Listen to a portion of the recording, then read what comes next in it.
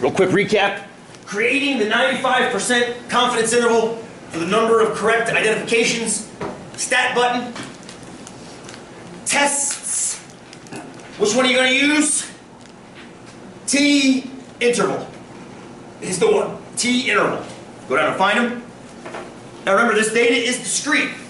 Number of correct times, but I'm asking for the average number of correct times. We're taking an average, therefore we're going to use the T interval. That's why we're using that bad boy. T interval. Fair enough? Grab it. Do we have data or do we have statistics? What do you think we have? We've got data. We've got a data chart, which is beautiful. The only time you're ever going to use stats, and I did notice this in your homework, a couple times in your homework problems, they actually give you summary statistics. And that does happen when you read research studies sometimes. They actually report, we surveyed 300 people, we had an average of blah, standard deviation of blah. So that'll happen, but this time we have data. Over to data, press enter. Notice how the screen changes a little tiny bit. It asks where is your data list and where is your frequency list. So you just have to make this look like everything for the histogram and the box plots. Your data was in L1, your frequency is in L2. Be aware, your textbook likes to mess around with the confidence levels. The reason that says 92 is because I was recording the video for one and it said create the 92% confidence interval. I said, okay, I will. That's kind of silly. But we're going to make it 95 because that's what pretty much everybody uses in reality, 95%. Ready to go? Boom. To one decimal. To one decimal. The 95% confidence interval for, and we are testing mu, Gesundheit, which is the average number of times we get the correct hand identified.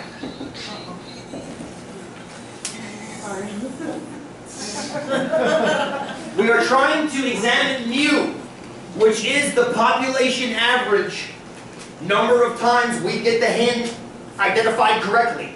We do not know what that is. On average, we, as a sample, got 5.8 correct identifications. However, we cannot say that that means the population will get it right 5.8 times out of 10. We can't say that. That's our sample. If we do the experiment again, it's going to change, most likely. So what do we say instead? How do we report this correctly? Round it to one decimal. So round that off to 5.1 and 6.6. How would you verbally say? How would you verbally say the conclusion to this experiment we have done so far? I'll get you started. We're 95% confident that. Some of you are like, yeah, it's what I knew. We are 95% confident that the average number of correct hand IDs is between, Jesse, go! 5.1 and 6.6. Boom! That's exactly right. If you were to one decimal, yes. We are 95% confident that the correct number of hand IDs is at least 5.1, at most 6.6. Thank you. Thank you, Rosie. Perfect. That's how you can report that. You don't say there's a 95% chance. You have no idea what the chance is. You can say if we repeat this experiment over and over and over again and keep making intervals, 95% of those bad boys, which is the definition of 95% confidence, are going to contain the population parameter mu. So now the loaded question, number 10. Is this confidence interval evidence of the existence of, or if not the existence of, at least our ability to detect the energy field? What do you think? Is this evidence that we are detecting the energy field? Maybe not that the energy field is there. We might not have proved anything about that. But assuming it's there, does this show that we can detect it statistically significantly? What do you think? What do you think? What do you think? Jesse says no! Why? It's really only about 50%. Because it's about 50%. However, remember, we're going for statistical significance now. Yeah. On average, if we were guessing,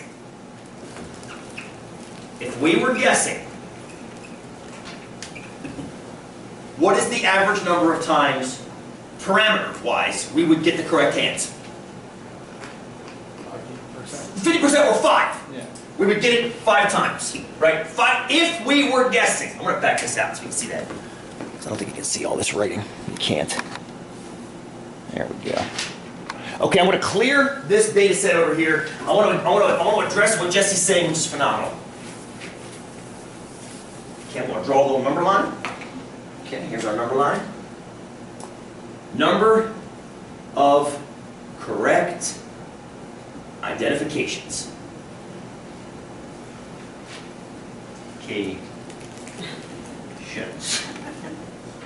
Yeah, I'll put 5 right here. Okay, put 6 over here. All right. Slap a 7 on there too, just for reference. Now,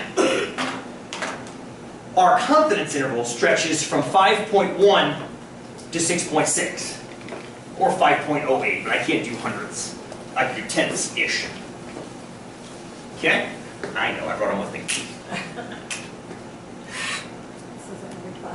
I know, I keep forgetting to put them in. They're in my bag now. And then I get all caught up in what we're doing.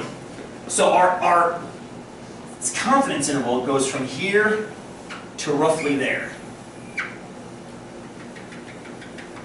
So here's a question. What is in that interval with 95% confidence? What is in that interval with 95% confidence? Mu. Thank you, Will. Mu. And what is mu again? Remind me. Population mean. Population mean that we're studying. We're trying to see if the average number of times we get the hand correct is better than guessing. So we are 95% confident that it's in that interval. So we are 95% confident that it's at least 5.1. By that definition, are we doing better than guessing? Yes! We are doing at least how much better than guessing? 0.1. Now, Ryan chuckles. Good for you. We chuckled. And Jesse's going to chuckle too. We're doing at least 0.1 better than guessing. That's correct, right? It's ridiculous to think about that. But that is statistically significantly higher. It's 0.1 higher. I don't want to get into a practical argument. Is it practically higher? I don't want to get in that argument because we need to have other variables analyzed before we can do practical analysis. I'm interested in statistically significantly higher. And it is. It looks like we are doing slightly better. Go ahead, Jesse. Oh, nothing. I was going to actually comment on something else. It's Oh, really come on, something else, please. There's a book by Stephen King called The Langoliers. I read that book. Yeah. The plane that flies through the cool. One of the plot points of the book is that one of the characters says that there is a statistically significant people not getting onto a plane that crashes. Like people who just randomly don't get onto. I don't remember that. I don't know if it's true or not. It's something he pulled out of his ass or whatever. Well, it could also be anecdotal evidence. But he cited like a study that I thought might be real. So. I haven't read that book So it's in kinda 20, interesting to wonder if that 20 was- years. I would love to go back and find that study and see if it's been overturned. Yeah. Interesting. So there's been a measurable number of people that walk up and go, and then turn right back around and get off. This same thing happened, friends, if you remember, after September 11, 2001. I kind of feel like, yeah. How many people did you hear about who walked up to that plane and had a weird feeling and walked away? Yeah, or just didn't get on for other unrelated reasons. But here's the problem with that. At least from that particular data point, how many people did? Yeah. Right? For every one person that walked up and had something else happen and got back off, 100 people did not. Yeah. So is a 1% chance worth talking about? I don't know. It might be statistically significant if it's more than 1%. I'd have to see the study myself and actually tear it apart and look at it. Yeah. I don't know what it is. I'm going to go back to that book. I have the book in my home library. So I'm going to look at that, Jesse. Please. I just think of it this way, like if you are on a business trip or like Yes. on a vacation, it's gotta take a lot of weird feeling for you to just be like, you know, I'm gonna skip this plane. Like, I can't think of a time where if I felt weird, I'd be like willing to ditch my plane ticket and not. Which would mean it gives credence to this study. Right. Because it would be a true outlier. It wouldn't be easy to turn around. It would have to be Yeah. something that was pulling you It would away. have to be pretty I need to see the study now, but I want to check it out when I get home. Will, go. So why wouldn't we talk about proportions here? Why We are can. We can. I'm going to do both. That's what the next couple questions are, is looking at it proportionally as well. No, thank you, friend. The beauty of this data is we can look at it both ways. Proportionally or averagely. That's what's kind of nice about discrete data. You can kind of look at it either way and see if we get similar results. Fair enough? Yeah. Good. Let's attack that. Remember, friends, there is so much gray with this, right? There's so much gray with this. There is the potential that we actually didn't do the study as well as we hoped because we were generating heat or generating wind. Eric said Michael said it may have felt a little wind because I was trying to come in slowly, but because his hands were cold from being outside, he may have been hypersensitive to anything. That we should throw those data points out if that's the case because we weren't testing the energy field. Or maybe we were. Maybe that's what the energy field feels like. I don't even know. This was the best way I could think to test it. Cool? See what I'm getting at? It's tricky. Crunching the numbers is secondary. It really is. Once you have the data, the rest of it is inevitable. It's actually how to get the data that's 99.999% of the effort, as you will see in surveys classes if you take them. All right, Will asked a great question. Why don't we test a different parameter? Let's test the proportion of success. Hell yeah, let's test the proportion of success. Right now, here's what I want you guys to do. In number 11, generate the proportion of success for each of you. So part A, person A tests their proportion of success. So however many times you did it out of 10 correctly. Part B, person B, however many times you got it out of 10 correctly. Okay? And then we'll do C together. We'll do C as a class. Cool. While you're doing that, I'll get stuff ready up here. No. So this is for this is review. I'll defer your Yes. Why?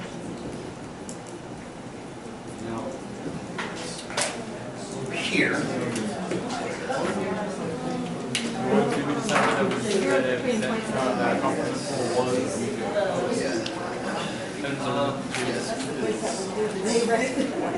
yeah. So you're using the one prop int? Okay. Oh, I like the sound of that back there. I hear one prop int. Yes, one prop z int. You're never going to use anything with a z unless it has the prefix int in there as well. Yeah. It has to see zint. That's the only one I want you using with a z. 1.1 though. Yeah. Sounds awful. Yes, I know. I'll fix that in a minute. It's a, yeah. Just understand. There we go. Those of you that got exactly 5 correct, that's what I got, exactly 5 correct. I am 95% certain that I'm going to get between 20, 19, and 81% correct. That's a fairly useless interval, isn't it? Look how wide that damn thing is. What's the margin of error on that? What's the margin of error on that interval? Ish. Go with ish. 1.5. Oh, go with percentages, Will. Go with percentages. It's easier. This is a percentage, not a proportion. So call it 20 and 80. That makes it easier. 20 to 80%. How wide is that? That's 60 wide, which means it's a 30% margin of error. Holy crap. It's 15% standard error, Will. Good. But the margin of error at 95% is double. Thank you for that, actually. It's a 15% standard error, but we double that for 95% confidence. It's a 30% margin of error. That's ludicrous. It wasn't bad over here. This was nice, wasn't it? This was nice. This was nice. You may have noticed, you guys that got 9 correct, what was your confidence interval? 7.1. Yeah, look at that. Check this out, friends. The guys and girls that got 9 out of 10 correct, here's their interval. Okay? Notice it goes over 100%. That's ludicrous, but that's mathematics. It's going to make it go over 100%. So it goes from about 70% to about 100%. I'm going to round this off. 70 to 100%. It's actually 70 to about 110%, which is about 40 wide. You cut that in half, it's 20. That means their margin of error is 20, where mine was 30. How can the margin of error change that drastically? This is a bit of a mathematical question. Feel free to ignore it if you don't care. Remember what the margin of error is based off of? Not just sample size, but also the values of P hat and Q hat. Yes, yes, sir. As those change, the product of them changes. And they're largest when p hat and q hat both equal 0.5. I got a video on about that, why that product is the largest, in case you're interested. In case you are, it'll be ready for you guys. Cool. So, a question. Those guys and girls that got 9 out of 10 correct, is this confidence interval evidence that they are doing better than guessing? This goes back to what Jesse's point was. Is this evidence they're doing better than guessing? Hell yeah it is, because why? What? Don't get energy, don't stop. Give me numbers. I don't know what it is. I know nothing about it. Give me numbers. How do we know they're doing better than guessing? I.e., what number is not in the interval? Not 50%. Boom! 50% is below the interval. 50% is over here somewhere. Which means I'm 95% confident they're getting at least 3/4 of the guesses correct, if not more. Yeah, you see what's going on there, friends? Good. How about my interval? Am I doing better than guessing? Am I doing better than guessing? No, according to this, I'm exactly guessing. Because 0.5 is directly in the middle of the interval, yes? Hey, who got 4 correct and 6 wrong? 4 correct, 6 wrong? Some of you? Better than guessing? Nope. Check it out. Here's 4 correct and 6 wrong. 4. No conclusion there. 0.5's in there, correct? How about 3? Do we got a couple of 3s? I forget now. Let's over 3s. How about you guys? Are you doing better than guessing, or I should say worse than guessing? Are they doing worse than guessing? Careful. What number's in there? 0.5 is in there, which means we put our hands up and say we cannot make a conclusion based on that. But that's such a huge margin. It's okay, it's still in there. We can deal with that in part C. We will, Rosie, I promise you, we'll deal with that in part C. How about those of you that got 8? That's 7. 8. Are you guys doing better than guessing? 8? Sorry, these are the jokes, kids. 8. Are you better than guessing? Are you better than guessing? Yes. Because at least you're getting 55% correctness, whereas you would be averaging 50% correctness if you were guessing. Fair enough? This would also mean that if we had anybody that got 2, you'd be doing what? You would be doing worse than guessing. Check this out. We didn't have anybody that had 2, but watch this. If anybody guessed 2, look at that interval. Essentially 0 up to 44%, 45%. If you will, it's the mirror image of 8, as it should be. It should be the mirror image of 8. It's binomially opposite it. So if anybody got 2, you'd be doing worse than guessing.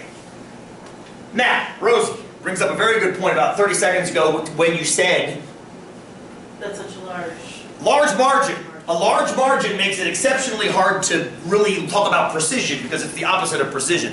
So, what I want to do one last time is I want to answer part C. Part C, which is our class's percentage of correctness. Now I need the number here real quick, which I will calculate with one of our stats. L1, L2. We got, as a class, 134 correct identifications out of 23 times 10 or 230 trials. You so far? Now the reason I'm doing this, you might not remember this from 243. This number, this sum of x, it's not really sum of x, it's sum of xf. It's taking each data point and multiplying it by its corresponding frequency. So what it really did was, I'll show you it in longhand. It went over here to L3 and did L1, whoops, times L2. We used to do this in 243 all the time with weighted means. And then it added up this column over here. And that's where that number came from. Is that fair and believable? It's the same thing you would have done by hand in 243 when you did a weighted mean. Okay. So we got 134 correct. Let's write that down so I don't forget it. We got 134, that's our x. Out of 230, that's our n. Well, 230, if I cut that in half exactly, that's 115. So we did better than half. The question, as it always is did we do, what's the word I want to put in there? Better than half. We did better than half.